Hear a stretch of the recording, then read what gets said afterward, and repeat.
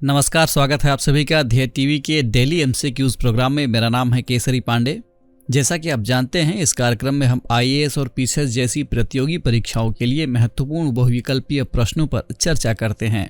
आपका शुक्र है कि इस कार्यक्रम को आपका ढेर सारा प्यार मिल रहा है। तो शुरुआत करते हैं आज के एमसीक्यूज का और लेते हैं पहला प्रश्न। भारतीय दूरसंचार नियामक प्राधिकरण के संबंध में निम्नलिखित में कौन सा अथवा कौन से कथन सत्य हैं? पहला, ये भारतीय दूरसंचार नियामक प्राधिकरण अधिनियम 1997 की धारा 3 के तहत स्थापित एक नियामक निकाय है। दूसरा, इसमें एक अध्यक्ष, 3 पूर्णकालिक सदस्य और 2 अंशकालिक सदस्य होते हैं। आपके विकल्प हैं ए केवल 1, बी केवल 2, सी 1 और 2 दोनों अथवा डी इनमें से कोई नहीं।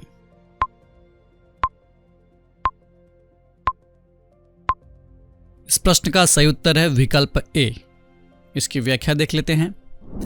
बीते 17 मई को भारतीय दूरसंचार नियामक प्राधिकरण ने अपने स्थापना के 25 वर्ष पूरे किए हैं।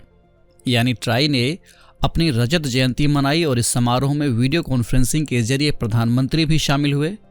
प्रधानमंत्री ने इस अवसर पर एक डाक टिकट भी जारी किया। बता दें कि भारतीय दूरसंचार नियामक प्राधिकरण यानी ट्राई भारतीय दूरसंचार नियामक प्राधिकरण अधिनियम 1997 की धारा 3 के तहत भारत सरकार द्वारा स्थापित एक नियामक निकाय है। ये भारत में दूरसंचार क्षेत्र का नियामक संगठन है, यानी इसको रेगुलेट करने का काम करता है। किसको? दूरसंचार क्षेत्र को। इसमें एक अध्यक्ष, 2 पूर्णकालिक सदस्य, जबकि प्रश्न के दूसरे कथन में 3 पूर्णकालिक सदस्य कहा गया है। तो इसमें एक अध्यक्ष, 2 पूर्णकालिक सदस्य और 2 अंशकालिक सदस्य होते हैं, जिनकी नियुक्ति भारत सरकार द्वारा की जाती है। अध्यक्ष और अन्य सदस्य 3 वर्ष की अवधि के लिए या 65 वर्ष की आयु, इनमें से जो भी पहले हो, इसके तक के लिए अपने पद पर बने रहते हैं। बढ़ते हैं दूसरे प्रश्न की ओर। निम्नलिखित में से किसे हाल ही में देश का 52वां टाइगर रिजर्व घोषित किया गया है? विकल्प हैं A Orang tiger reserve, B Ramgarh Vishdhari अभयारण्य, सी इंद्रावती राष्ट्रीय उद्यान अथवा डी संजय दुबरी राष्ट्रीय उद्यान।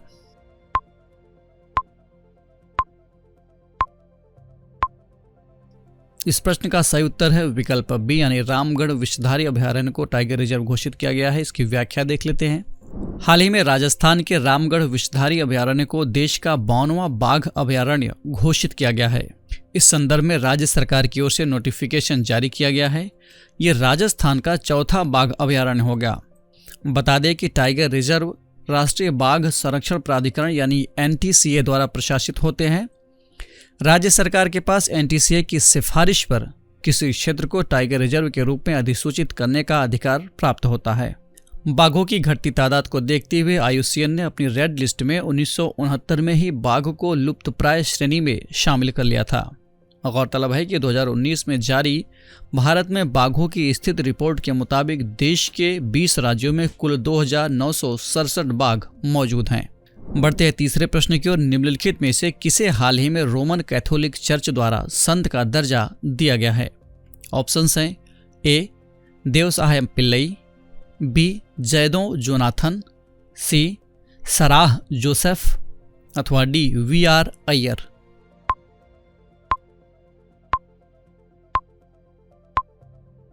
इस प्रश्न का सही उत्तर है विकल्प ए, यानी देवसहायम पिल्लई को संत का दर्जा दिया गया है। इसकी व्याख्या देख लेते हैं।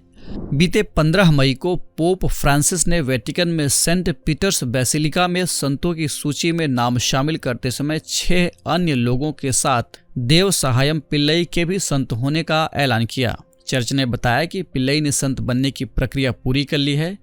इसके अलावा 4 महिलाओं को भी संत का दर्जा दिया गया। बता दें कि देवसहायम का जन्म 23 अप्रैल 1712 को तमिलनाडु के कन्याकुमारी जिले में एक हिंदू नायर परिवार में हुआ था। बाद में उन्होंने साल 1745 में ईसाई धर्म अपना लिया था। बता दें कि ईसाई धर्म में संत की उपाधि पाने की एक पूरी प्रक्रिया होती है, जिससे होकर भावी संत को गुजरना होता है। संत की उपाधि देने से पहले ये देखा जाता है कि क्या मृत्यु के बाद उस व्यक्ति के नाम पर कोई चमत्कार हुआ है। बढ़ते हैं चौथे प्रश्न की ओर। डिजिटल रेप के संबंध में निम्नलिखित में कौन सा अथवा कौन से कथन सत्य हैं? पहला, किसी महिला के साथ हुए दुष्कर्म अथवा बलात्कार के कृत्य को इंटरनेट पर डाल देने की घटना को डिजिटल रेप कहते हैं। दूसरा, रेप और डिजिटल रेप दोनों के लिए समान सजा का प्रावधान है। तीसरा, दिसंबर 2012 तक डिजिटल रेप की कोई कानूनी परिभाषा नहीं थी। आपके ऑप्शंस हैं ए केवल 1 और 2, बी केवल 2, सी केवल 2 और 3 अथवा डी 1, 2 और 3।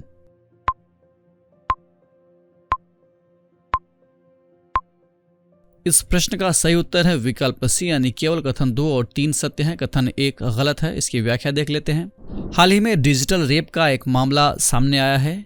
बता दें कि निजी अंगों को उंगली या किसी अन्य वस्तु से छेड़ने को डिजिटल दुष्कर्म कहते हैं। दिसंबर 2012 तक डिजिटल रेप की कोई कानूनी परिभाषा नहीं थी, यानी दिसंबर 2012 तक ये बलात्कार के दायरे में नहीं आता था। निर्भया केस के बाद रेप को एक बार फिर से परिभाषित किया गया और इसे कठोर बनाया गया, और इसके बाद डिजिटल रेप को भी रेप के कैटेगरी में शामिल किया गया। रेप और डिजिटल रेप में रिप्रोडक्टिव आर्गन के इस्तेमाल का ही केवल फर्क है। वर्तमान में कानून की नज़र में रेप और डिजिटल रेप में कोई और फर्क नहीं है, दोनों के लिए एक समान सजा का प्रावधान है। बढ़ते हैं आज के इस कार्यक्रम के अंतिम प्रश्न की ओर, यानी 5वें प्रश्न की ओर।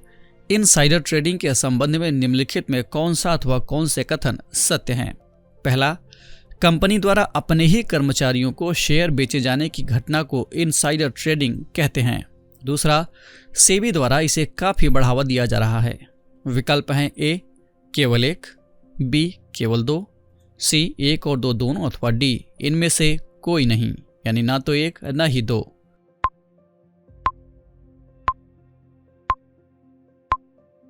इस प्रश्न का सही उत्तर है विकल्प डी, यानी दोनों कथन गलत हैं। इसकी व्याख्या देख लेते हैं। हाल ही में एक मामले में एक्सिस म्यूचुअल फंड ने अपने 2 सीनियर अधिकारियों को छुट्टी पर भेज दिया, यानी उन्हें हटा दिया गया। इन दोनों ही अधिकारियों पर इनसाइडर ट्रेडिंग का आरोप है। दरअसल इनसाइडर ट्रेडिंग का प्रयोग स्टॉक मार्केट में किया जाता है। इसे भेदिया कारोबार या अतरंगी लेन देन भी कहा जाता है। कंपनी के अंदर की जानकारी का लाभ उठाकर गैर कानूनी तरीके से शेयर बेचकर या खरीदकर लाभ कमाने की घटना को इनसाइडर ट्रेडिंग कहते हैं। सेबी ने आम निवेशकों के हितों की रक्षा के लिए इनसाइडर ट्रेडिंग पर रोक लगाया हुआ है। तो ये था आज का डेली एमसीक्यूज कार्यक्रम। कमेंट करके हमें ज़रूर बताइएगा कि आपके 5 में से कितने प्रश्न सही हुए। अगर आपको ये कार्यक्रम अच्छा लगा तो DIS के इस चैनल को लाइक, सब्सक्राइब अथवा शेयर करना ना भूलें। साथ ही बेल आइकन भी प्रेस करें ताकि आपको हमारे आने वाले सभी प्रोग्राम्स का नोटिफिकेशन मिलता रहे। हम फिर मिलेंगे एक नए कार्यक्रम के साथ। तब तक के लिए पढ़ते रहिए और बढ़ते रहिए। नमस्कार।